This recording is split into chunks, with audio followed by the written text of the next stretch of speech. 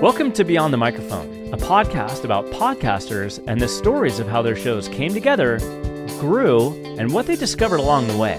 I'm your host, Adam Baruh. So before we get started today, I want to talk a little bit about audio quality as a podcast host,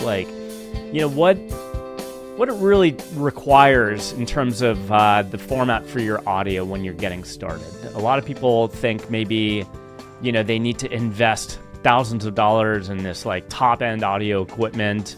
But really, if you kind of survey what's out there, I think a lot of people, there's a handful of people that are probably recording in their iPhones. There's, like myself, I'm using the Shure SM7B mic because I personally go after a little bit of a higher production value and I like a good sound quality. And as you'll see when I introduce our guest today, he's on a professional mic. But it doesn't necessarily mean that you have to be on that equipment. I mean, it just really depends on, what you're going for. What's the content of your podcast? If the content is probably something of a serious nature, maybe, the equipment needs to kind of reflect the seriousness of what you're doing. It's your call. I mean, there's really no recipe for this is what I'm kind of getting at. But kind of think about what your overall goals are and what you're trying to achieve. But I will say the best advice, and I heard this recently too, is, as you're just getting into podcasting, if you're just starting out, don't spend thousands of dollars on crazy equipment. Like, record a series of episodes, put them out there, see, confirm for yourself this is something that you want to keep doing, and then make the investment if you're able to do so and you want to do so. So anyway, that's a little bit about audio quality. Let's get into our interview today. It's with Chris Marshall. He's the host of the podcast Transitional Matters and the author of Decoding Change, understanding what the heck is going on and why we should be far more optimistic about our future. So first of all, I love the optimism. I'm all about optimism and positivity. And so I'm super excited to announce you here today, Chris. Welcome to Beyond the Microphone. Thank you so much for having me, Adam. Yeah, it's a pleasure to be here. So, what we do here, as I mentioned in the intro, it's more about kind of the stories of podcast hosts or producers, kind of how you got into the podcasting space. Because, like I said, before we got started, I myself have a story. Mine is kind of to be honest, a little bit of a vulnerable and painful story that kind of got me into podcasting. Amazingly, I had no ambitions or thoughts ever to do what I'm doing now, but it's more and more becoming what my passion is. So, how did you get into podcasting, Chris? What was, I guess, what's the backstory? What's your background? Where are you from? What type of work did you do before you got into podcasting, and ultimately what led into Transition Matters? Yeah, so great question. I think like what you've just said, I didn't kind of purposely set out to kind of go, okay, I want to do podcasts or I want to be a podcaster. It was really, I'm going to be honest, the conversations down the pub with my friends, and I still am a professional futurist and behavioral scientist, and I'd have these kind of really cool conversations with people all around the world, and I'd be relaying these conversations, and it was just kind of maybe several pints in, I'm going to admit. It was kind of this idea that you kind of go, well, it's a shame that nobody else gets to listen into these conversations. I get so much out of speaking to these people, and there is a ton of value there for people who just don't have the access or reach to these people of knowledge. And I thought, well, wouldn't it be cool if actually when I come across these people who have something really valuable to offer, some kind of knowledge or niche out there, wouldn't it just be cool to get them on a podcast? And I think podcasts work well for my content because it's long format, and in such a short format world, I do think we're crying out for kind of those longer conversations. Yeah, and what are the conversations about? I mean, just looking at Transition Matters, I kind of picked up that it's just kind of talking about, different trends, mega trends, different things that are happening in the world and how they impact us. But, in your words, what types of conversations, what's your podcast premise? So the premise really sets out, it's as you picked up, it's when you look through the episodes, I only publish monthly, and it's really therefore about finding these really high quality conversations and people. But the premise is that, as a professional futurist and a behavioral scientist, so my nickname is the uncertainty scientist.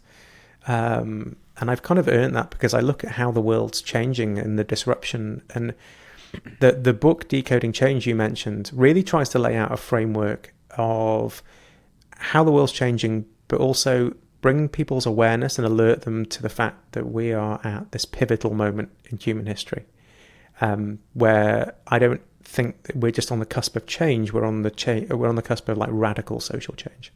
Mm-hmm. So the podcast therefore brings in people who've got kind of a knowledge advantage or a level of expertise in specific areas which are on the move. So I've had guests, everything from incredible battery technicians, which is obviously like really important around the EV cars, about kind of the switch to renewable energy sources. I've had investment managers who invest in companies with great culture. I've had neuroscientists, really anybody that can bring that kind of knowledge to the listener. And as I said, the main kind of takeaway is just big picture, because from where I sit, that's one of the things that we fail at in the modern world. Is we're really, really good at what I call being hyper specialists. That's what we're funneled into from the minute we leave school. Everything is about specialization. But actually, to see the scale and magnitude of change which is coming today, we need to become generalists. So that's essentially what Transitional Matters tries to do, is it just tries to kind of get these people who have an incredible hyper-specialist knowledge and broaden out the conversation to the big picture, the trends and megatrends.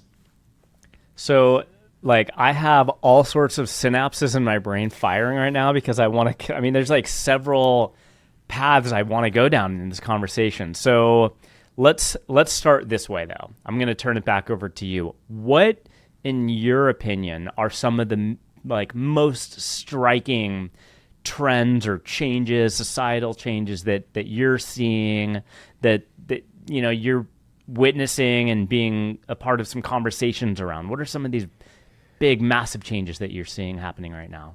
So where we stand right now, and this is kind of why I think we stand at this pivotal moment, is we're very used to, so the model I tend to describe is this kind of layered model of the world. And each layer has its own speed of updating and its own impact. So at the very top, these things change really quickly, but they don't have much impact. And we typically label those things like products. Under products, we have businesses. We can cite cases of where businesses didn't transition to the next thing. So this could be Kodak, or it could be BlackBerry, companies that kind of just missed what was going on.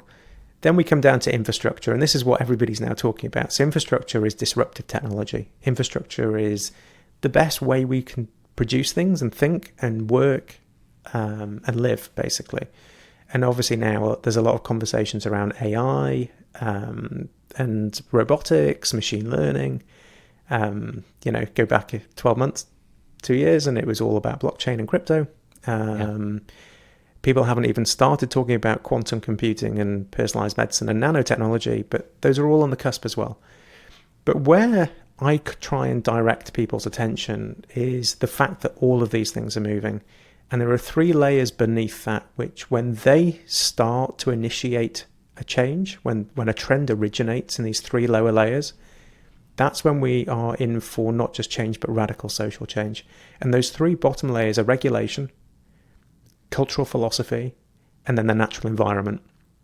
In the last few hundred years, we've really only seen change come down from the top. The products have come along and they've spurred new businesses. Every 50 to 60 years, we get this paradigm change in technology. Regulation responds. Cultural philosophy, well, we could say since the Industrial Revolution hasn't really changed much. And the natural environment, we've kind of ignored it, or believed it wasn't moving, whichever way around you want to look at it. But now what we're seeing, and why we're at this incredible pivotal moment, is we have trends and megatrends converging and originating at every single layer on that model. And this is where I kind of tell people, that the change coming isn't akin to the fourth industrial revolution, as is sometimes promoted and put across. This isn't just a technology shift.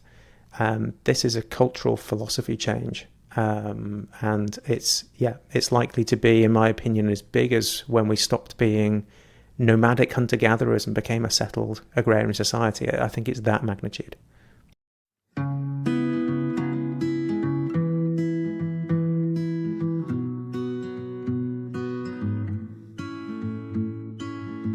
Hey there, fellow podcasters. This is Tori Barker of the Creative Visionaries podcast, and I'm excited to introduce you to Podtask, the all-in-one platform designed to streamline your workflow and take your show to the next level.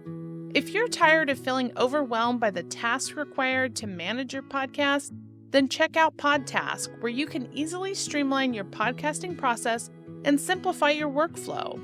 Say goodbye to the stress of managing multiple tasks and deadlines, and hello to a more efficient and productive podcasting experience.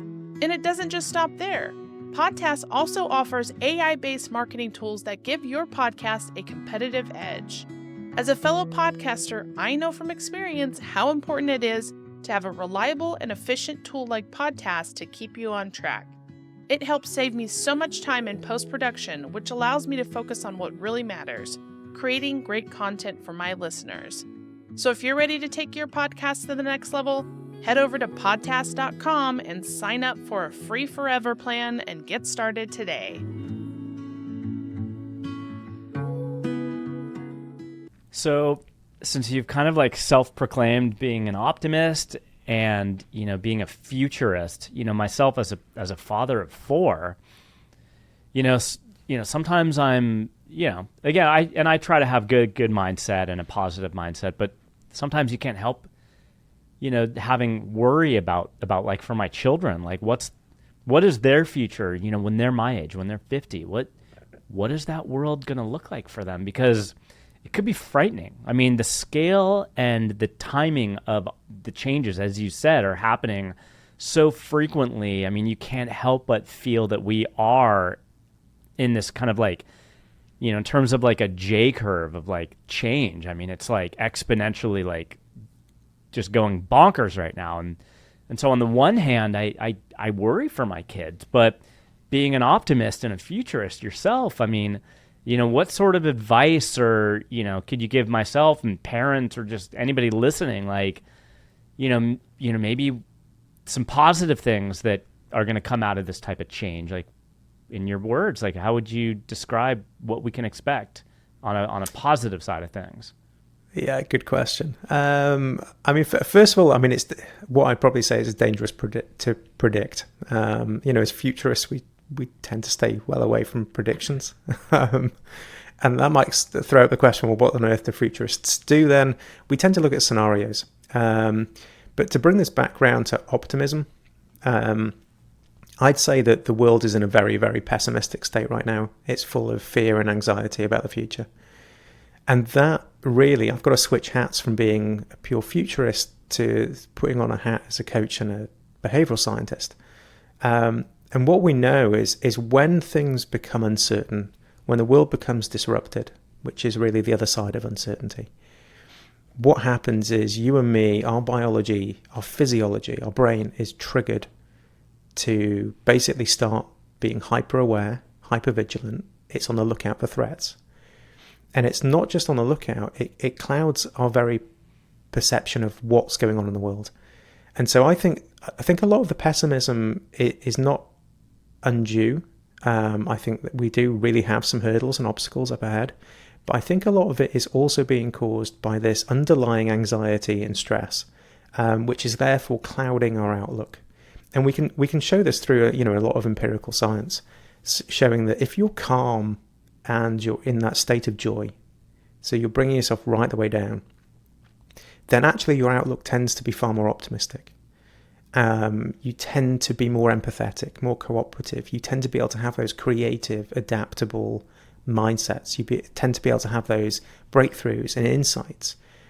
But when you're at the opposite end, when you're kind of stressed, I'm not talking about stressed out, but just you're up there. You know that the world's spinning. You know that there's lots going on. You actually start to find that everything changes. You become disengaged rather than engaged with people. You become less social. Your mindset turns from optimism to pessimism, because your body, your brain, its function is to survive. You're in a survival state. So I think one of the things affecting us very much comes down to our psychology. And that is that as things become more and more disruptive, more uncertain, we tend to dwell on the pessimism or the pessimistic story because it's a survival tool. So that's certainly one. And then if I kind of put my futurist hat back on, I think the other thing that you can't help but notice when you look back through history is just how incredible, when we're not in this stressed out state, and this is the caveat to my optimism, when we're not in this stressed out state, we are the most creative, adaptable, and innovative creatures who have ever walked or swam this earth, period. I mean, there is nobody that has kind of outdone us in that regard. And so when we're talking about change, we have the abilities, we have that power to do it.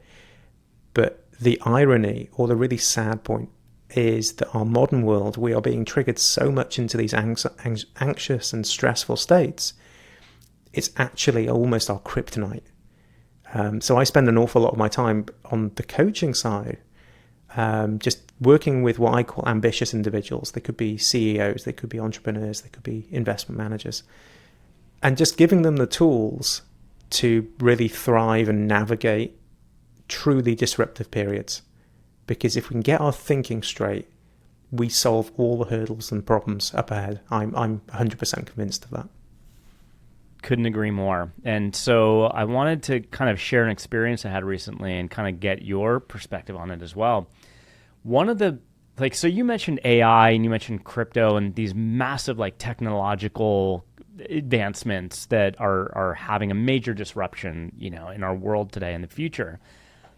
Something that I also think is a huge disruptor, on a massively positive scale, and that gives me incredible optimism for the future, is disruption around conversations around mental health. I mean, just normalizing mental health. I think the pandemic was a huge part of that, but I do think that this was inevitable, that at some point enough was going to be enough.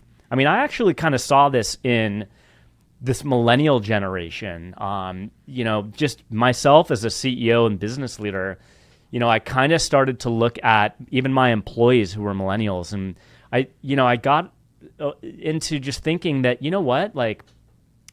I think that they have a different set of expectations for the world. They were raised, I'm a Gen Xer, and they were, millennials kind of came from a different way of being raised than I was. And what I noticed is just their wants and desires for the world were a lot more realistic and less they just seemed to have less desire to put up with the bullshit that I put up with, in just, coming up in my career in the business world. And so out of that came now a drive towards normalizing the mental health conversation, and ultimately developing that in our children. So here's an amazing experience I had just this past Sunday. My wife and I are, in Southern California, we're blessed with having some just great programs and stuff going on around us. And, some friends of ours, not great friends, I wish, I knew them better, but acquaintances that we know from Oceanside where we live. Evan Morrison and his wife, Kristen, Evan is the executive director of a farm up in San Juan Capistrano called the Ecology Center. And they're an organic farm and education center. And not only do they have this amazing open to the public organic farm where they, people can go and pick berries and learn about what they're doing, both from an environmental and ecological perspective and a farming perspective, but more specifically an educational perspective. They have an education program they're launching there. I think it's been going on for a couple of years. anyway, so I was there with my wife and kids picking berries, and we're walking by this one area, like it's the Eco-Tot area, and it was actually closed to the public, but my kids kind of wanted to go in there, and there were some people in there. So my wife asked, this guy who was standing there, like, oh, would it be okay if my kids went in there for a minute? He's like, oh, sure, come on in. And, other people were starting to kind of stream in there, and I heard this guy who I found out his name is Greg, who I came to learn, he is actually the director of their education program.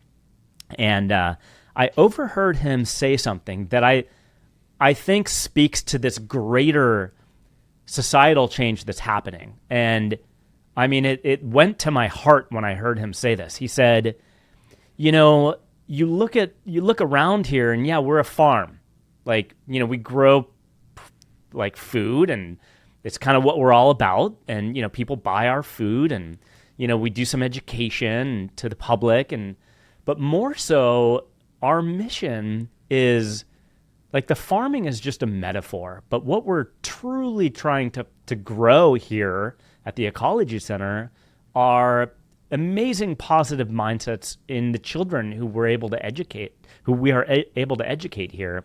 We teach them things like mindfulness and mindset. And that's the thing that gives me, I mean, again, it went right to my heart, and it made me think of this greater conversation that I'm witnessing more and more in this day and age, conversations around mental health. And when I see people that are invested in establishing just healthy mindsets in our children, it's like, I mean, I'm getting a little emotional here just thinking of my kids and, the hope, for all the children who are exposed to people like what they're doing at the Ecology Center. It really struck a note in me. And so how would you, where would you kind of gauge not just the technological advancements and trends, but like, are you also witnessing this type of like mental health change in our society? Do you think it's kind of like a trend maybe that's just triggered by the pandemic and maybe a fad, or is this kind of like a fundamental like direction that no, these conversations are here to stay and it's going to be part of the norm come 5, 10, 15 years from now? Yeah, good question and great story. So the way I see it is, I mean, firstly, absolutely, I see these conversations, I refer to myself sometimes as a kind of high performance coach for these ambitious individuals. And I don't think the conversations I'd have and the tools I can deliver would be wanted, or even, there wouldn't be conversations unless society had already kind of started to accept, okay, well, there's these things, that affect our decision making, our behavior, our outlook, everything else. So I certainly see it in my work. But kind of let's pull this back to trying to trends and megatrends and kind of where this sits. And to come back to your question, is this a fad? I don't think it is. So actually, I dedicate an entire chapter in the book. It's called The Age of Awareness. And I think this is the zeitgeist of the era we're moving into. And let's kind of paint this in a bigger picture. I think the pandemic absolutely accelerated things. I don't think it's the origination. The way I see this is we came through, let's peel this back to the current piece of technology that's kind of spurred on our current era, and that is the semiconductor. 1970, 1971, semiconductors invented. And really what that's allowed us to do is just to measure stuff incredibly well, insanely well. All these big databases. I mean, we've even had to invent new words like data mining. But what data brings us, what information brings us, is awareness. And so I say that this next era is the age of awareness. And it's not just mental health. It's a fundamental shift in how we invest, how we run businesses. So one of the stories I often kind of give is what happened at the start of the Russia-Ukraine war that wouldn't have happened decades before. And to kind of just very quickly recap that, there was this tanker of oil, premium grade Russian oil, out at sea. I think we were kind of 2-3 days into the conflict. Nobody would touch it because it was Russian. And it was the last known price, I think, was like 20% below market price.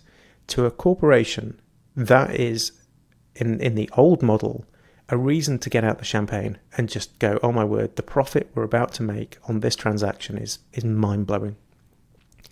What happened was it was eventually bought. 3 days after it was bought, the global CEO of that company stepped out and he turned around and he said, I'm so sorry, we have got this completely wrong. We've done the wrong thing. We've put profit before motive and morals. And not only are we going to donate every single bit of the profit we make on this to the Ukraine effort, but we're going to pull out of Russia and we're going to do X, Y, and Z as well. And that company was Shell. I mean, we're not talking small companies here. Right. And in the age of awareness, everything shifts. It's down to corporations, how they're run, how we invest, how we communicate with each other, and how we look at ourselves. And you know what you've just described with that farm, absolutely. We're coming back. I actually think we went through a period of time, and again, most of these things, I think this is one of the big lessons of Transitional Matters, is that trends have massively long tails that we tend to only when they make it to the mainstream, we're suddenly shocked by it, like, oh my word, where's this come from? But actually, if you look back, they're very slow moving. That's the beauty of trends, is they tend to be very stable paths. And what we've done over the last, I'm going to pull it back a couple of 100 years actually, is we have kind of divorced ourselves from our emotions. So I'm going to throw René Descartes under the bus here. He was the one that came out with the phrase, I think, therefore I am, which, if we pull that apart and really question what that says, it's, I'm a product of my thinking. In that world, you don't want to get thrown around by your emotions, because you are your emotions. What we're now realizing is we're not. That the mind is just this incredibly creative source of thought, but we're not those thoughts. They're independent to us. And what neuroscience and everything else is bringing forward, which is all helping this age of awareness, is we're starting to understand that really kind of all of these things that we've run away from, these negative emotions, and that we've tried to reframe to just have positive thoughts, they're important bellwethers, they're important signals that our nervous system is trying to bring our brain's attention to. Where we get it wrong is we then put massive parts of energy behind them. And so an emotion is meant to, a negative emotion, a signal of threat, is meant to last 90 seconds. Whenever I say this to somebody, they kind of go, hold on a minute, I can be angry for more than 90 seconds. You're like, yeah, I bet you can. So can I. But after that, the body's done its job of raising this alert to you. After that, we're paying attention to it and we're ruminating. We're trying to solve it, or trying to kind of go, oh, what does this mean for us? And so what we're really coming around to is we're becoming a lot more compassionate with ourselves. Well, I think we're just at the very tip of this, by the way. Yeah. And when this comes full circle, that is the thing, that's the key to me, of overcoming all these hurdles and threats ahead of us, is once we really understand this and push this forward and develop those more than mind state, I'd call it, then we unleash our creative, adaptable selves like we've never seen before. Yeah, thank you for that. So as we wrap up here today, I want to ask a couple questions on the theme of discoveries. So first of which is, in regards to podcasting and your podcasting journey, what discoveries have you made about podcasting in general that either reaffirmed what you thought about it, or, that you didn't know about, before you got into podcasting that today? I think that's really easy. I knew nothing about podcasting when I got into it. I mean, like, zero. I had to... Actually, so this was one of the things in the COVID pandemic. So I think my podcast launched September 2020. And it was this era of, if you kind of remember back to that, where, I don't know, there was this general feeling that you could just try stuff during COVID. That... Nobody was expecting this incredible professional quality. because it was like, well, people are just working at home. I was in the investment industry at the time, still am. And, suddenly we switched to these like daily seminars or online videos I was doing for clients. And I was just using whatever equipment I had at home because we just needed to communicate with clients. Mm-hmm. And it was that kind of environment that was like, do you know what? I'll just throw myself into this and just see what happens. I think it's like you said right at the start. I didn't start with really super cool equipment. I just started with whatever I had, and it was kind of a mobile phone and just kind of getting it out there. So for me, I've learned a lot. And I think the other thing that has been an incredible journey during this is just relaxing as a host in particular. I'm always fine when people ask me questions. I can talk forever. But as a host, like I'd have questions perfectly scripted and I just like read them off. Now I've relaxed into myself and just gone, do you know what? Just let the conversation flow. Yeah. No, I think I kind of align with that same journey. Where I felt more comfortable like writing an outline and kind of having everything scripted. And ultimately what I learned over time is to just kind of let conversations go where they go. But there's so many different formats. I mean, people like go into an interview with nothing scripted. It's just a whole flow, right? And that's cool. I listen and I follow many of those, but it ultimately, for people listening, your podcast could be anything you want it to be. Like you don't feel like you need to kind of fit a model because that's what you think people are expecting. Like just, make attempts to more be yourself and just kind of tap into what feels good to you and what you produce. The content that you produce is gonna, if it's aligned with you and it's authentic, people are gonna like it and they're gonna follow it. So second question on that theme of discoveries, what discoveries have you made about yourself through your podcasting experience? Oh, again, I actually it's been quite a transformational journey. I think there's an attention you pay to conversations when you're recording them that you don't when you're just having them kind of over Zoom or on the phone or kind of even face to face. And so, as I said, the starting point for me was just I wanted to get the conversations I was already having kind of out there to the public. But the change that I didn't anticipate was just kind of how much more attention I'd pay to them. And I think that's the takeaway, is that they have fundamentally kind of molded a lot of my thinking and sharpened my questioning skills and things like that.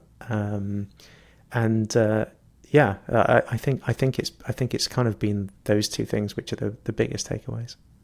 Yeah, incredible. Wrapping up, with the theme of awareness, as you described, the coming age of awareness. You've definitely raised my awareness to some ways of thinking about looking at the future. So thank you so much for your time today and for coming on Beyond the Microphone. It's been a pleasure. Thank you so much for having me. Chris Marshall is the host of the podcast Transitional Matters, Trends, Megatrends, and Transitions, in which he looks at the most important trends and transitions going on around us and how they impact our lives. He's perhaps better known as the uncertainty scientist, describes his mission as helping ambitious individuals. He is perhaps better known as the uncertainty scientist and describes his mission as helping ambitious individuals navigate and thrive in truly disruptive environments. Chris's background is rooted in two fields of work. First, understanding how the world is changing as a professional futurist and macro investing strategist, providing a framework in his book Decoding Change, understanding what the heck is going on and why we should be far more optimistic about our future. And that was published in 2022. Beyond the Microphone is sponsored by Podtask. Whether you're just starting out in podcasting or you've been at this a while and are looking to save time so you can create amazing content for your listeners, go check out Podtask, a podcast management and marketing platform designed by podcasters for podcasters. With Podtask's automated workflow and AI-based marketing tools, you'll save time and sanity and be better equipped to grow your podcasts. Thank you all for listening, and we'll see you next time on Beyond the Microphone. Beyond the Microphone is produced and distributed by EIQ Media Group, LLC. Elevate your emotional IQ with podcasts and content focused on entrepreneurship, overcoming adversity, stories of emotional courage, women's health, aging, and more.